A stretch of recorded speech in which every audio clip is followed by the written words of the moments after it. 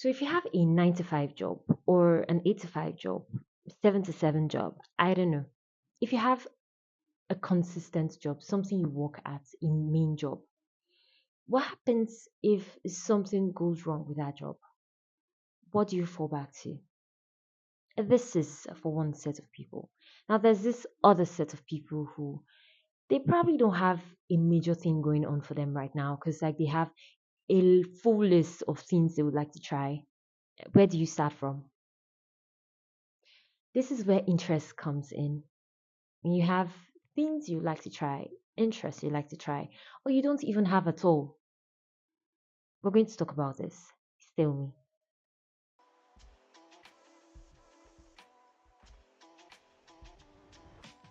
So if you're watching to get some information about interests and you just really want to go in quickly and get it out, check the timestamps in the description. I've included them so you can just find your way through the video. However, if you're coming with me from the start of this video, then let's jump right into it. Okay? All right. In this video, we're going to divide interests or divide people into two depending on their interests. I don't know how to say it, but this is what I mean. So we have the people who have no interests at all, like they just have one thing going on for them. They probably have a stable job and they've been known as bankers all their life, or they've been known as teachers all their life. That's what they're about, right? And they have no other interests. That's one set of people. Now the other set is people who have so many interests. They at one point in their life they were trying to learn how to sew, they were trying to learn how to make hair, they were trying to teach, they were trying to go into banking, they were trying to a couple of things because like they have varieties of interests. Now these other people might have something major going on for them or they might not, but that is the other category. So now we're going to try to manage this video to talk about these things and talk about why interests are important. But first of all, it is common to find that people look at other people who have multiple interests or who have tried so many things as being unserious, being not focused on one part. So they tend to laugh at them or something. One minute they're into photography, the next minute they're trying carpentry, I don't know, or they're in school and they're studying sociology, and before you know it they're out of school and they're trying to get admission to do engineering, and they might look confused to others and people try to poke them for that. On the other hand, you see people who have a stable job or they go through school and they studied medicine, and for the next 10 years they're doctors, they focus on this part and they become very admirable by others, right? It's common to see that. Now interests are really really important. They're very important both for those who have a major thing going on and for others who are just trying out different things. They're very important. Why? I'm not gonna tell you why. I'm not gonna. Okay? Yeah, I will tell you. Now, this is the reason why. Three reasons why they're important. Number one, it helps you to have something to fall back to. So let's say you have a major job going on or you have a major thing going on in life. You're probably a teacher, right? And that's what you've been known for. You're doing that. What happens when you can no longer teach? I don't know. Maybe there's something that would happen to your job and you get kicked out. You know that thing. I don't know. You know the thing. What can happen to your job right now that would make it difficult for you to get back into the industry you're so used to, or go back to the job you're so used to? What's gonna happen? That thing. What if that thing happens? What do you fall back to? Say you're in the banking industry and you've been working years on that thing. So if you get laid off, we don't pray for that. But if you get laid off, where will you start from? Right? That is where interest comes in. Interest helps you to have something to fall back on. When you have other interests and you actually develop your skills in them, you actually try to grow something out of them, then you would have an alternative, a second main thing that you were actually cultivating, you were actually growing while you were focused on this main thing. That's number one. Number two, you get to build confidence. Now, the more interest you have, the more interest you have, the more you develop your skills in this interest, the more you get to see that, oh, I'm actually talented. I can do this and I can do that. I can do this. I can also do that. It builds your confidence. It builds your confidence. So when you're trying to learn something new again, because you know that you've already tried this and it worked out, and you tried this, it worked out. You just find yourself being confident enough to carry on, right? Yeah. So I remember when I first started to learn tech, because I saw how quickly I was able to learn HTML, CSS, JavaScript, or probably React. I became more confident in picking up other skills, in learning new things, right? Because I have evidence that if I put myself into it, you just master the act of learning because you've used it previously and it's worked out so successfully here. So when you're trying to learn something new, you already have enough confidence to go into it because you've seen it work for you before. That's the amazing thing about working on your interests. When you have other things you're interested in and you work on them, it builds your confidence. That's number two. Now, number three benefit of having interest is you get to experience life. Like, where is the fun in just doing one thing? You're a teacher and that's all you know about. You go to work and you come back and that's it.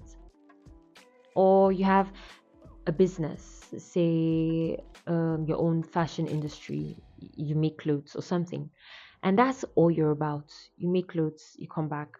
There's no other interest. If you're not making clothes, then you're not doing anything else. You're probably just chilling. Where's the fun in life? No, there's no spice.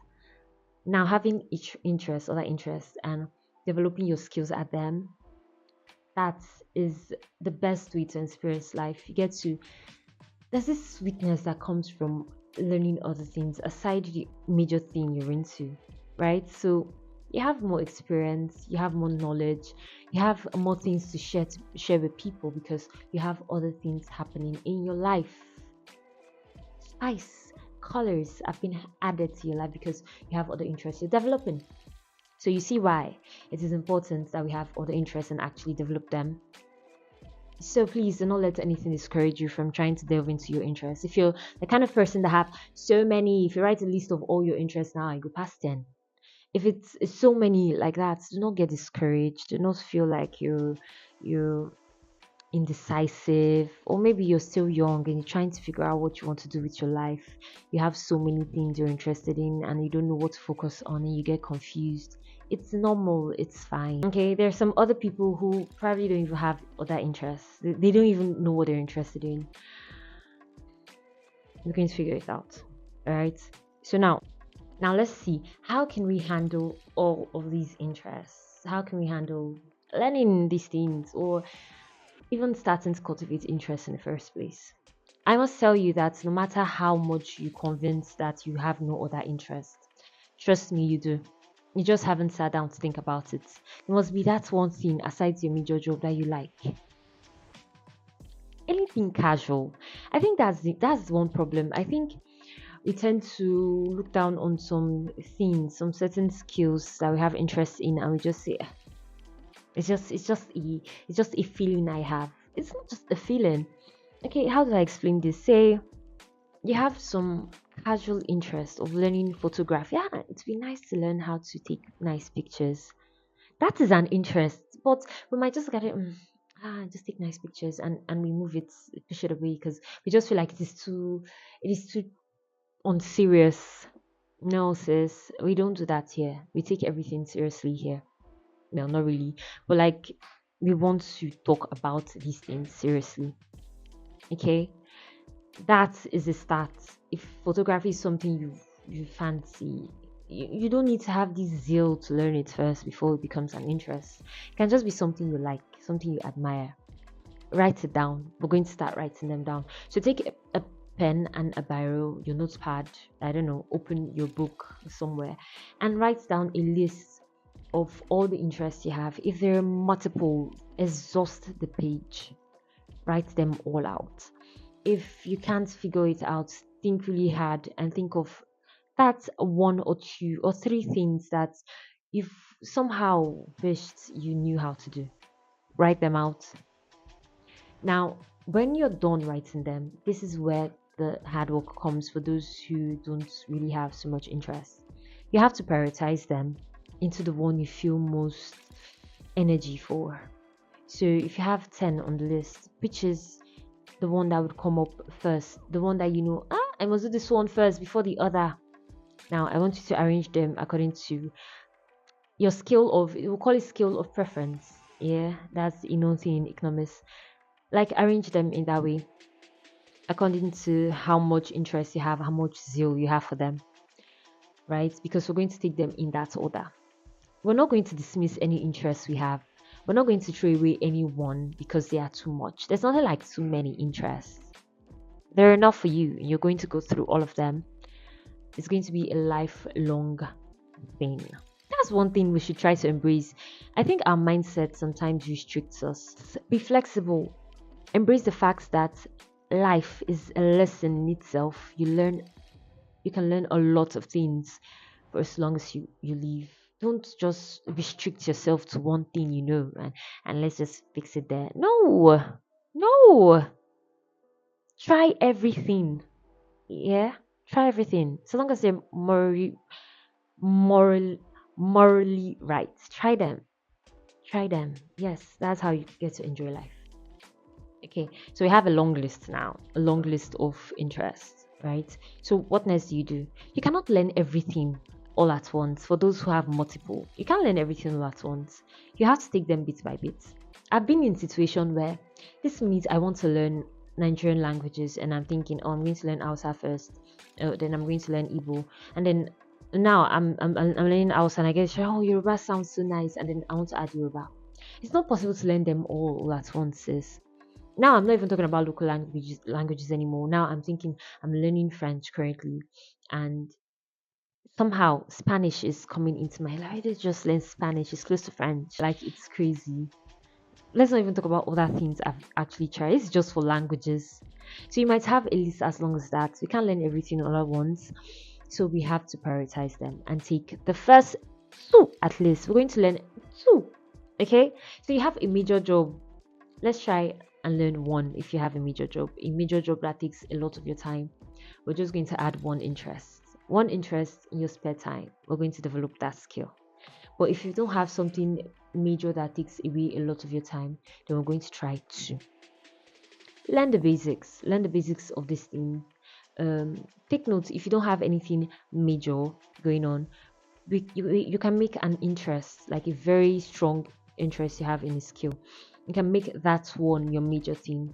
That one is the one you give priority to out of the two. Give it priority, like give it all your time. If you have 5 hours to give that one 3 and give the other 2, or you give it 4 and give the other 1, because you want to make that one what you're known for, right? If you see yourself becoming that person who is skilled in this thing, then make that one the very first. You give it more of your time, and then the second one would be for when you want to take a little break from this other skill and you want to try this one. I'll take myself as an example. I am a tech person, right? Even though I'm currently working as a front end developer, I still have other interests. I want to upskill in that field. I'm trying to learn more skills, right, in my field. Those are the major skills I'll try to learn because they're related to my career. But I have other things, other interests that I have that are not related to my career at all. I like crocheting or learning French. I do French passively, I just do Duolingo. I'm not really learning it so much because I don't dedicate so much time and energy to it. But it's just there on the side. I keep on making little progress. Very minute. But then when I want to take a break from my tech skill, I can fall back to crocheting passively. Maybe when I'm watching a movie, I'm doing it. I'm using it to take a break from learning the major skills that I'm on. I hope that makes sense. So that's what you should do for yourself too. If you have major interests, major skills you want to learn, focus all your energies on them. But then the second one, you do it little by little according to how time permits. Okay, so you don't you use that, like, just take a break from working so hard on the major thing you're doing. If you have a job, for example, just one skill, use it to relax and while you're upskilling, while you're learning. All right. Okay. Now at what point can you include other interests? So for people who have so many interests, at what point can you include other ones? So you have a list and there are like 10. You're done with number one and number two. You started with number one, number two. At what point do you go to number three? I will tell you that the time you go to number three is when you become very good at one and two. So your competence counts in this. So you've done number one and number two. How competent are you? Can you do you qualify to be someone that they can say, oh, this person knows how to do this thing? You don't have to be a master at it. No, no one expects you to be a master of it. You just need to know enough to be able to say, I am good in this thing. To be able to say, I am this person. Say you're learning how to sew. You need to know enough to be able to call yourself a tailor or to be able to call yourself a designer. Okay, so what attributes do that person in the skill you're learning, a skilled person in that aspect, what skills do they have? Do you have them now? Right? If another thing you should look at is not just the competency, because like when it comes to competency, it can vary from person to person. Like how I view competency might differ from how you view competency. So you also want to look at like how easy it has become for you to just start this thing. So initially when you start trying something out, you might not really have, like when you face challenges learning skills. That's another thing. It's so deep. Maybe I'll make another video on that. Just let me know if you want a video on that. Like if you want me to tell you how to learn skills, like the stages of learning, like maybe you're learning a skill, like how it's going to be, how can you learn the skill as quickly as you can. Maybe we would make a video on that. But back to what I was saying, right? When you face challenges when learning skills, it might be easy for you to like just go back and stop learning altogether. But the moment you get past that stage where it comes easy for you to just pick up the skill, like pick up the sewing machine and start sewing, it becomes easy for you to just pick up the guitar and start learning, or just pick up your piano, or just pick up the human being's head and start weaving it. Right? Then you can move to the next skill. Then, so these two things are the things you watch out for. Am I qualified enough to call myself a skilled person in this skill? And then, do I find enough energy? Does it come easy for me to just go into it? These are the two things you should consider before starting a new skill. But trust me, you do not want to pile up them all and learn them all at once. You have to finish one first before you move to the other. Guys, trust me, there's so many good things that can come out from going into the interests you have, learning them. Trust me, they are. And remember the 3 reasons I give you that you should go into interests that you have. You should develop your interests, you should develop the skills you wish to acquire, even if it's just a wish. Try them out, okay? Try them out and see how your confidence will go from here to there. Okay, so that's it from me, guys. Thank you so much for watching. Your time is really appreciated. If you love the video, give it a thumbs up. That will help me to know if you liked it, of course, because I would want to make something you like.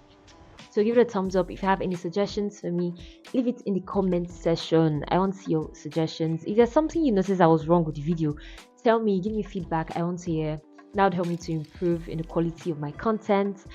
And yeah, subscribe to the channel, because you can expect more from this channel. Okay guys, so until next time, I'm going to see you again. Bye.